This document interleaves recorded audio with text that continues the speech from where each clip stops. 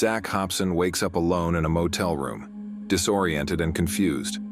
He tries to tune into a radio station, but all he hears is static. Desperate for some human contact, he calls the reception desk, but there's no answer. With no one around, Zach grabs his car keys and decides to drive. He stops at a nearby service station to fuel up, but the place is completely deserted.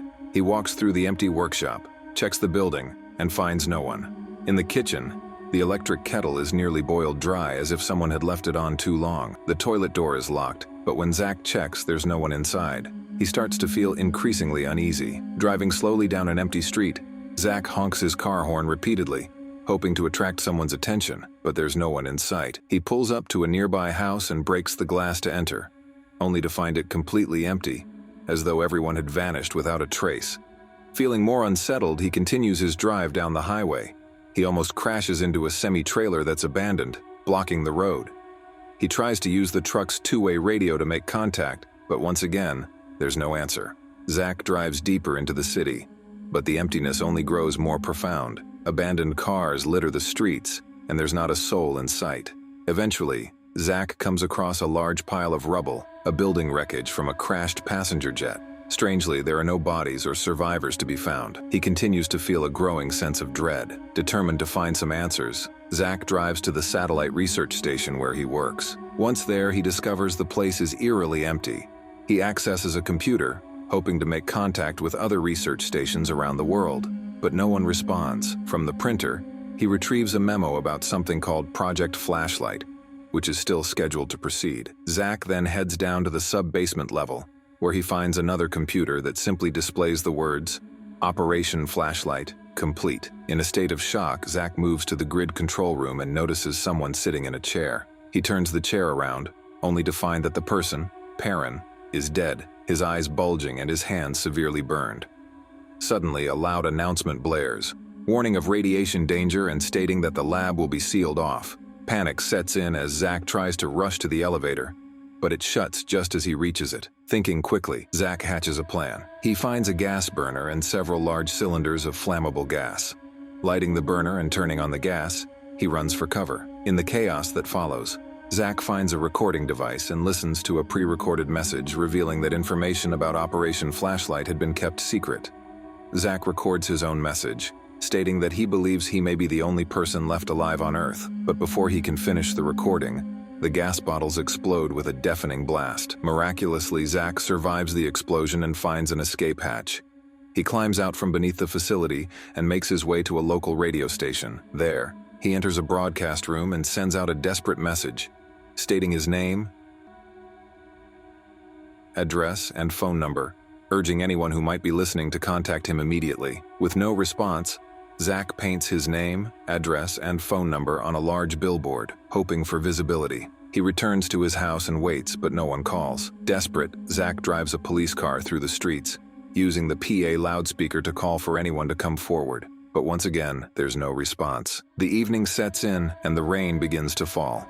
Zach walks down an empty city street, solemnly playing his saxophone. Later, he sits alone at home, listening to his own radio broadcast on repeat, trying to hold on to some semblance of connection to the world. The next morning, Zach wakes up in a luxurious house in an upscale part of the city. He enjoys a breakfast of champagne and eggs, but his peace is shattered when he sees a mysterious flash of light. Suddenly, a thought crosses his mind. Maybe it's time for him to have some fun. Without a care, Zach drives a car straight through a shopping mall, helping himself to whatever he desires, without paying for anything. In a toy store, while playing with toy trains, he gets an idea that leads him to operate a real train, enjoying the thrill of it all. Later, Zach plays snooker, pretending to compete against an invisible opponent. His imagination runs wild and he tries on women's clothing in a fantasy-filled bedroom. He watches a video of a man discussing conspiracy theories and the supposed other side that holds power. Frustrated by the confusion, Zach grabs a shotgun and blasts the TV screen, the force of the blast knocking him back out of his chair. At this point, Zach's mind begins to unravel. He becomes increasingly paranoid, convinced that someone is after him. In a further episode of fantasy, he sets up a row of audio tape decks and arranges cardboard cutouts of past world leaders on his front lawn. Standing on an upper balcony, he pretends to be the president of Earth, making an impassioned speech.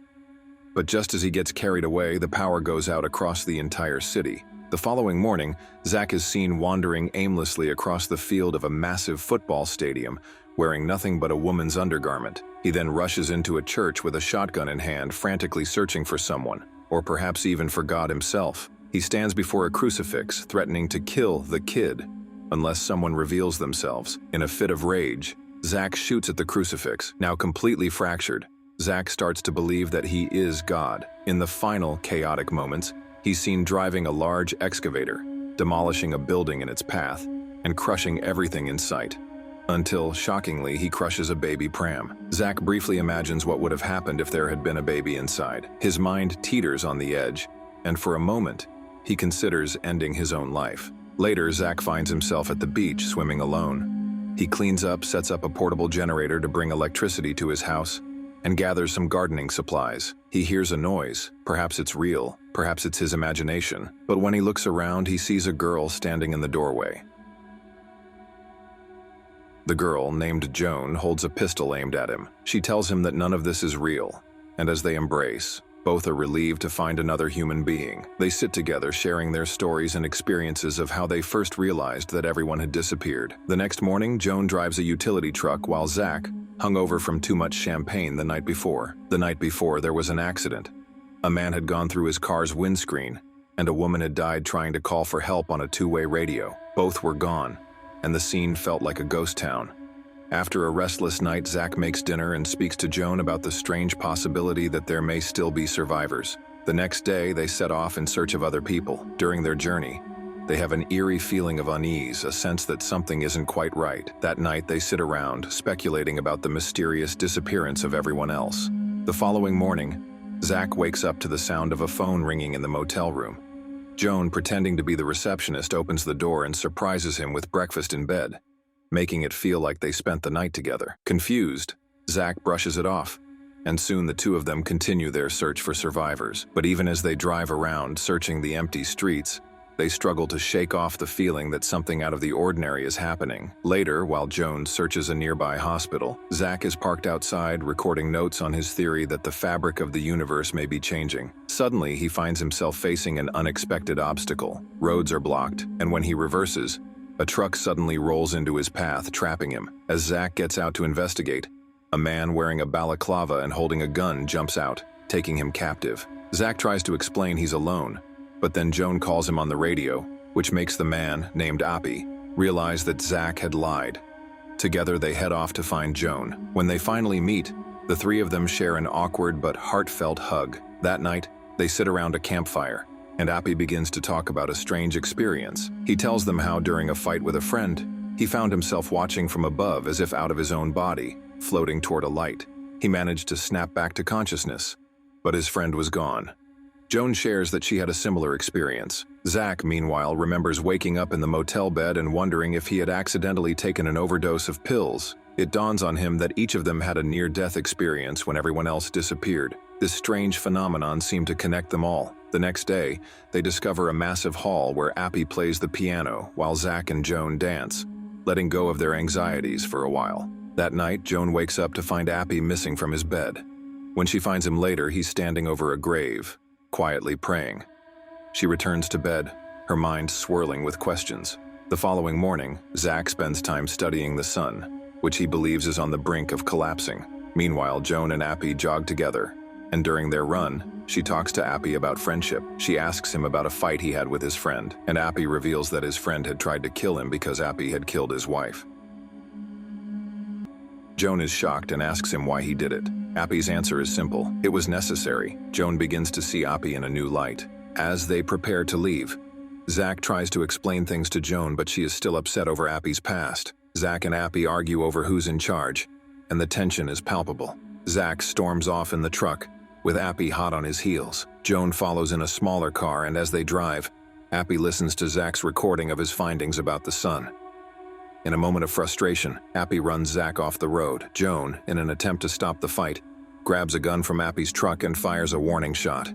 The tension between the three of them builds as they confront each other. Zach finally admits that there was something wrong with Operation Flashlight, a project he was involved with. Appy realizes that Zach had tried to kill himself, which leads to a tense moment of realization. The three of them head to a research facility, where Zach explains his theory that the phenomenon will happen again the next morning at 6 a.m. But just as they begin to prepare for the event, something strange occurs. Zach and Appy suddenly disappear. For a moment, the world seems to reset itself, and Joan is left alone. As Joan struggles to make sense of the situation, Appy returns, and he has a plan. Together, they blast open the door of a large shed and find boxes filled with galagnite, a substance that could be vital to understanding the strange occurrences. They load it onto a truck and head toward a satellite research station. During the drive, Joan confides in Zach, revealing the truth about Appy's troubled past. She explains that Appy's friend's wife was in love with Appy, but when Appy rejected her, she took her own life.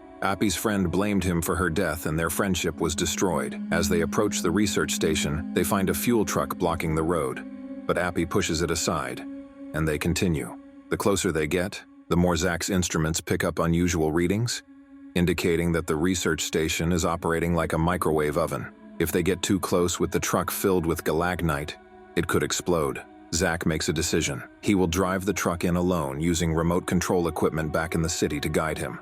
Joan and Appy stay behind in a watchtower, anxiously awaiting the outcome. Suddenly, they hear the truck approaching. As they run outside, they see Zach driving the truck toward the station. The ground begins to tremble, and the truck plunges into the facility. With a quick movement, Zach sets off explosives, destroying the research station, and seemingly, the strange effect that had been plaguing them. The next thing we see is Zach waking up on a beach, surrounded by strange cloud formations, and the planet Saturn rising in the sky. He questions whether he's truly dead, or if he's in some version of heaven, unsure of what's real anymore. The mysteries of their journey remain unsolved, but in the end, the question of life, death, and what lies beyond seems to hang in the balance. And to hang on for a little bit longer, I recommend you watch my recaps on the right. Subscribe to never miss an upload from me and drop a like if you enjoyed this story. Grab your popcorn, enjoy yourself, and see you soon, my friend.